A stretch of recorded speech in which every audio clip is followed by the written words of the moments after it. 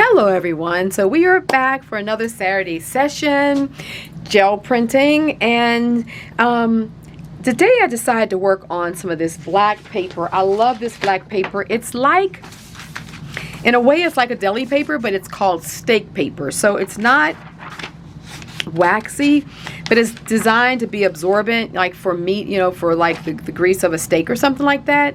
So it contains it and also absorbs it. So I get this paper on Amazon. I'll make sure that I have the link below. But I love printing on this stuff because it's a strong paper. It pulls off the plate well. It grabs a lot of ink or paints, you know, acrylic paints, and yeah, and it glues down nicely. So even when you want to use this back in your work, it glues down so nicely. So I thought we would work with that. And when I'm working on a dark paper like that, I definitely love using any kind of iridescent paints. I'm going to be using the Arteza because I have a lot of these, but you can use the other brand that I like that I can't put my hands on right now is the Color Shift. That's FOLKART. You can get that at like at Michael's here in the States. I think Joann's has it too, but also Walmart carries it. But any iridescent craft paint, I mean, there's, you know, like you have Craft Smart has a whole series of iridescent paints. I find that the iridescent paints on this black, I love. Now you can use any of your other acrylic paints, but it's something about the iridescent. So we're going to do this sort of ombre and also two-tonal. So I call this my Mark Rothko. Doesn't it look like a Mark Rothko painting? But, you know, like Mark Rothko always did a 2 or a lot of times even a 3 color grid. And he was really a master at putting juxtapositions of colors together, complementary colors, and colors that just were powerful. And his paintings would be huge. I'm not like 12 feet by 8 feet or something like that, and it would just be sometimes just 2 or maybe 3 color fields. Powerful paintings. And so when I started working on the gel plate, I started working on doing a couple of colors on the plate, and it just started reminding me so much of like Mark Rothko. So I coined it the Mark Rothko technique, and in the book it's called Mark Rothko style painting. So just homage to Mark Rothko. And I believe that there's so many great artists that have gone before us that we get inspired from, and there's nothing wrong with paying homage to some of the greats. And so this is my Mark Rothko style. I'm gonna show you how to do it. Here's one that I just finished printing, and you get a lot of subtleties of colors. And then what you do is this paper crumples really nicely. See that? So you just take and crumple it up and do a little mummy gummy just by crunching, crumpling. You don't have to put the oil or anything on it. And you get this really beautiful paper. I think the paper starts looking more fabric-like, and in a way it's completely transformed from where we started. So we started with this, right? And we end up with that. How beautiful is it? So you can make some really nice collage papers very easily with this technique. And this is kind of just one of those, you want to get into your studio, you want to pull out your gel plate, you want to print, but you just kind of want to have a little zen time too, right? You don't really want to think about a lot of stuff. You don't want to think about layering or coloring or stencils. Now, of course, you can do stencils on this, and then go from there. You can put patterns and stamps and stuff on them too. But just going with the simple Mark Rothko two-tone, and if you get the paint that sort of lays and doesn't move, just take your brayer and swirl it around like that and break the paint up, and that's how you get rid of the blob or something that could be there. So we're going to do these 2 colors, and paint down, put the paper down, I mean. And we'll just pull some of this, and then you put it to the side, let it dry, and then you crinkle it up, and I'm telling you, you get some of the best papers with this black steak paper, and it's so sturdy. You'll see when you go to use it. Now, of course, you can use this with any of your papers. If you want to, do this technique along with me, grab what you have in the studio. But, you know, I'd like to inspire you to try different substrates and use different type of paint combinations. And the thing I have found about gel printing over the years is, you know, I can just simply change one paint and I'll get a completely different look. Same technique, maybe it's the same paper, but I changed the paint. And I'm telling you, it's amazing how sometimes you'll get a whole nother look to the gel plate. Or you may use the same paints and everything and you change the paper and that changes the game. So the thing about mono printing process is that as many things as you change, if it's the paper, the paint, etc., so will your some of these I don't know, got to get them started. Ooh, well, that one I'd say is started. It will really go into changing what you get. It's really amazing. Since I have so much paint on here, I'm just going to go ahead and make this one color. And so, you know, what I invite you to do is just make a lot of foundational papers. And then, you know, I just kind of put them to the side and let them dry. And then after that, we just come back and crumple them. Easy peasy collage papers to go with your pattern papers, to go with other textural handmade papers that you may be purchasing, some of your other gel prints that may be flat. And even when you glue this down, that texture will go flat, but you're going to still see the crinkles, right? You're still going to see all of that on the plate, and that's just really cool. So I thought we'd just do a fun, just a variation on a theme. That orange is really pretty, and you can just see how the color changes on this black paper.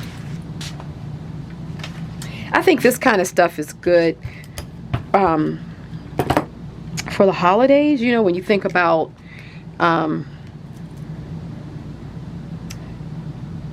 being able to create art, even if you just want to, you know, create cards or stuff like that, or gifts and stuff for, you know, the holiday gift giving and stuff like that. This stuff is, these colors are so seasonal with the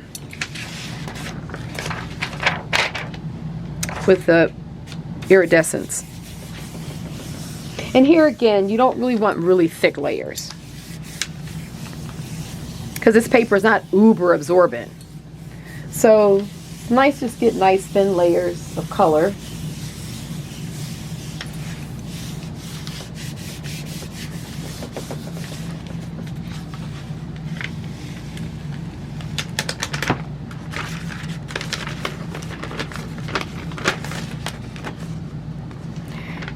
So here, when I first put the paint down, it got a little watery.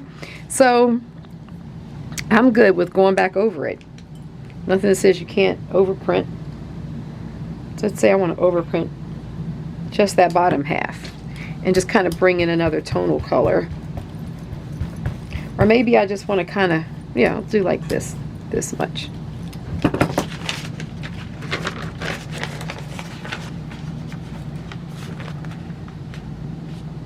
And so, yeah, go back over it. No rules. We're just building up color and getting layers that we really like. We can even do like an ombre. See, so that's nice, but that just made that color feel a little stronger there. Let me get this yellow.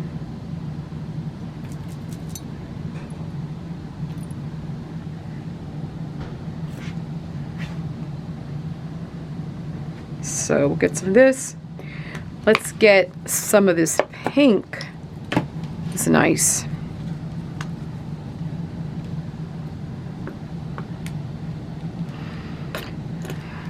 And you can kind of regulate the paint to get what, you know. Sometimes I just take it off. It's sometimes easier. There's plenty of paint in here, but sometimes it just doesn't want to squeeze out.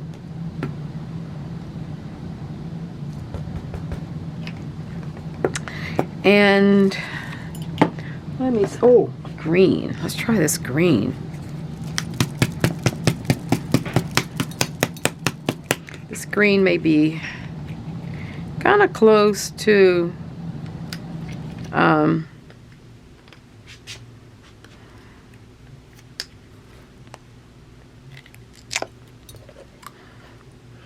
nothing like your teeth when you're trying to get something off.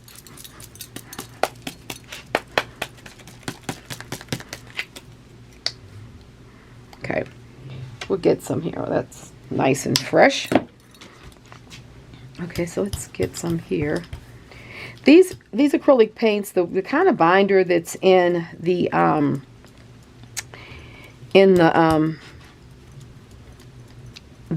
iridescence, it's really slippery, so you'll get sometimes you get more of the binder down first. So don't be afraid to really just kind of move the color around on the plate, and until you kind of get rid of.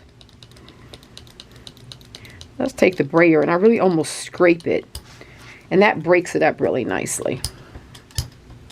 Okay.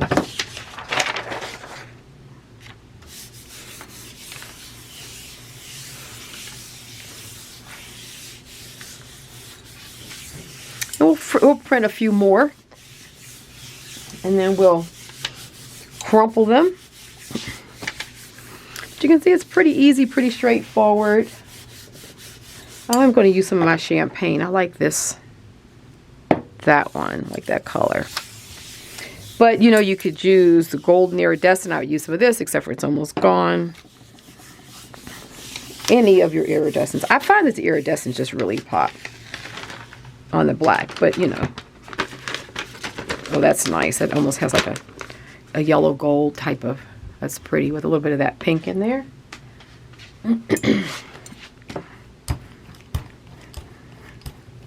Let's get some of this down.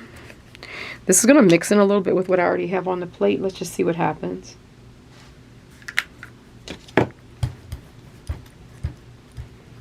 This is a good color. So don't be afraid of your inexpensive craft paints. I think that's just like a couple of dollars a thing, but I'm telling you, it's good. It's one of my favorite colors in the champagne family.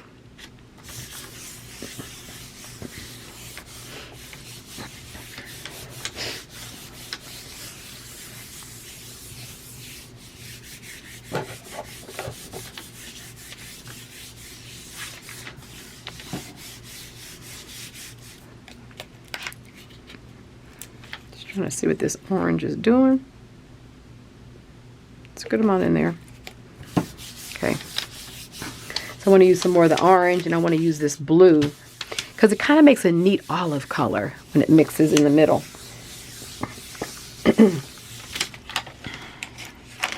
Oh yeah, see how pretty this is? It's like a silver. That's good. Oh, I love it. Wow. That's got a lot of pigment in it for a craft paint. No, just this orange. I don't want too much to come out. Okay. Alrighty. And then we're going to get the blue. This box is, it's a box, it's 10 colors. I think it's just this, all the same colors. So 10 iridescent color acrylic colors, premium. It doesn't have a name, so if you're wondering what I'm using, it's, I'll try to remember to put the Arteza link below.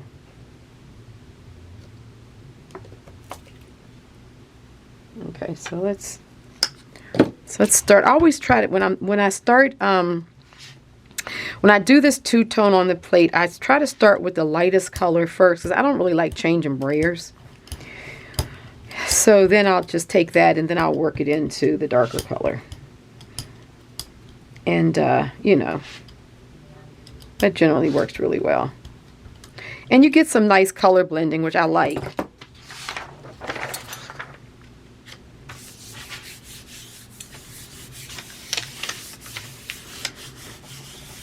think I'm gonna do next. I sit here and then you start dreaming of colors. This with this green gold could be pretty. This is, you know, I like doing these kind of techniques and just creating like these 1 color, 2 color papers. A lot of times I'll do stuff for just backgrounds or for papers like this where I want to just have more kind of collage papers. And it's just mindless. You can just do it, have a good time. You don't have to overthink it. See how pretty that is? Oh, that's gorgeous. Kind of get that color ombreing going on.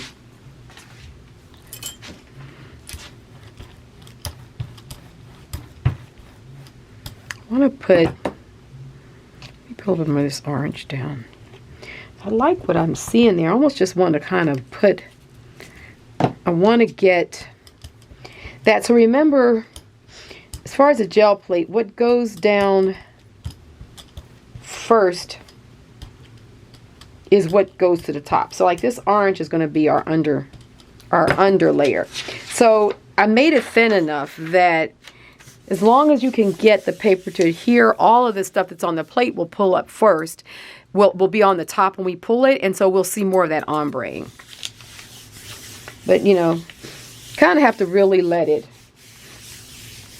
set up and even start drying on the plate just a little bit. I'll be at 20 minutes and now we're pulling paper, but it's fun.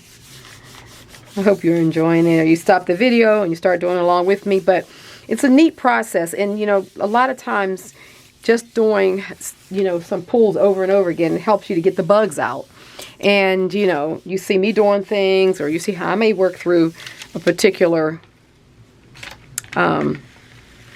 challenge, like, you know, the globs on the plate or something like that. See, I pulled all that bottom color up. So as opposed to just seeing all that orange, see, we're seeing all those other colors that were laying on the plate. That's always nice. Let me get determined. I want to do this green here. And I'm going to put this orange kind of in the middle to clean my plate. I mean, to clean the brayer.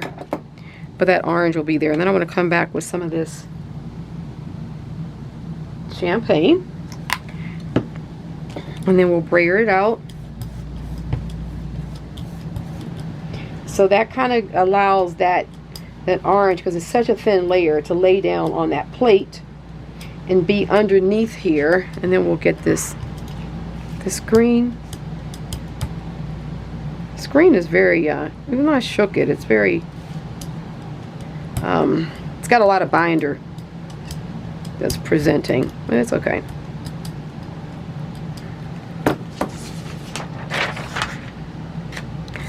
We should get a good pull. So then what we're going to do is come back. Many of these are, the first ones are starting to dry, or pretty much dry. The paint's so thin that we'll just crumple some of these up. You can decide to, since the paper is larger than the plate, you can decide if you want to you can take the black off first and then crumple it, or just leave it on there and then, you know, use it as you may. If you want to use it as a full sheet and crumple it, you can kind of get these ends off first. But then a lot of times there may be some of the crumpled ends you want to use in just the straight black, so you could. So it's your choice. So you can kind of start that process if you wanted to. Just even as a sheet full bleed color like that. It's so pretty. Let's pull this off. Oh yeah, it all came off. That's good. See, so see how we got that orange there in between? And then this really represents as gold, even though it's a green gold. But on the black, you see. And then the champagne really looks like a silver, so it really has a silver gold look to it. Okay, so let's just take this one, and now you just simply want to start crumpling it up. I'm gonna clean my brayer off on my plate. leaving that down there for the next time will be cool. Move this out the way. So, and sort of, so we're kind of going to do a little mommy-gami. Those of you who've been around the channel for a while know what I'm talking about. It's just a Japanese form of crinkled paper. And you just crinkle it up. And you can crinkle it as much or as little as you want. See, it just, I mean, it just becomes another animal. Like, you know, it was pretty flat, you know, as a flat piece, but I mean, it's just another animal. It's just a couple of ways of approaching. Like, I think this is beautiful for a background. Can you imagine putting this down and then starting to collage on top of this and just use this itself as a substrate? How pretty is that? And I'll work with that quite a bit, you know, where you start off with some sort of substrate, and I'm just seeing if I could pull my hands on anything. Probably really nothing. You know, you take something like this. Wow, I happen to pull out colors that work beautifully with this. And maybe you kind of start a collage. Like I would do a background like that, and then I would work on top, and this color works perfectly. And then maybe I put a piece of that down, and then you just kind of just keep on building up, you know, until you have a finished piece. So you definitely can work these like that. You can also take a, maybe you have a substrate that you really like, and then maybe you start taking some of the crinkle paper that you're working and work it back down. In a collage, you can do a grid. Oh my goodness, there is so much that you can do with this. Just, you know, let's just have fun making the backgrounds and just have them all ready to go. Have a nice stash of them. And let's crinkle this one. This paper is very forgiving. It really doesn't rip. It's very difficult. So that's why I like working with this steak paper, because it's very strong. So you can really get this crumpling going without damaging the paper. And this paper was still a little wet, so you can see it. Some of it started crumbling off, but that's an effect too that I like. So sometimes I'll let them dry completely, like this one. You see, when it's dry completely, you don't lose any of the paint, but when it's a little wet, you can. But that just gives a whole nother kind of deconstructed kind of vibe to it that's really pretty as well. So there's so much that can be done with this. Have fun. Think in terms of just reaching over here for some of these other pieces that dropped. These are some other stained pieces that I have. Oh, look at that.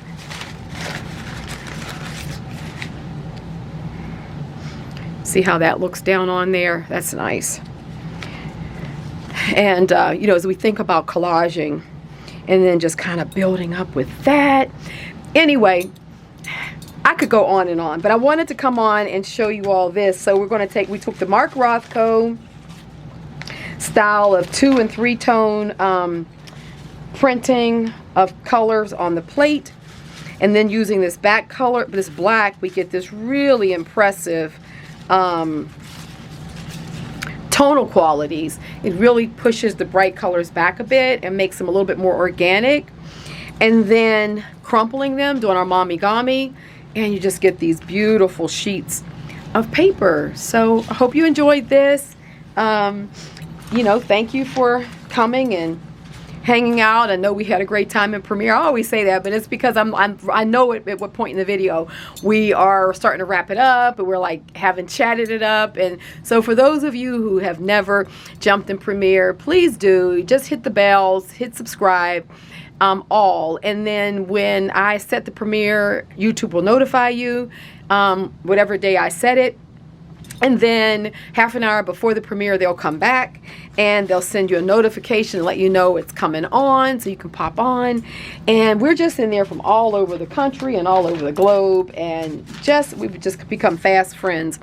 So please do that. If you enjoyed this video, thumb it up, and Yes, did I even say that my name is Robin McClendon? Welcome to my studio. Oh my goodness, when I'm in here painting and doing something or working on the gel plate and I think about you all and I turn the camera on, apologies. Sometimes I just forget to say hello and introduce myself. But that's because I believe I'm just a spontaneous creator. I am not really into like really regimented playtime. I just like to work, and some of my best videos are when I just pop the camera on and show you all stuff versus us really planning it through and all of that stuff. And I feel like I miss the moment when I do that. So apologies for having not said hello, but yeah. So anyway, you guys have a great week. Enjoy your studio time. Make some of these papers great for the holidays. Great for all kind of art projects as well. And I look forward to seeing what you've done. And until then, take care. Happy creating. Love you guys. Bye-bye.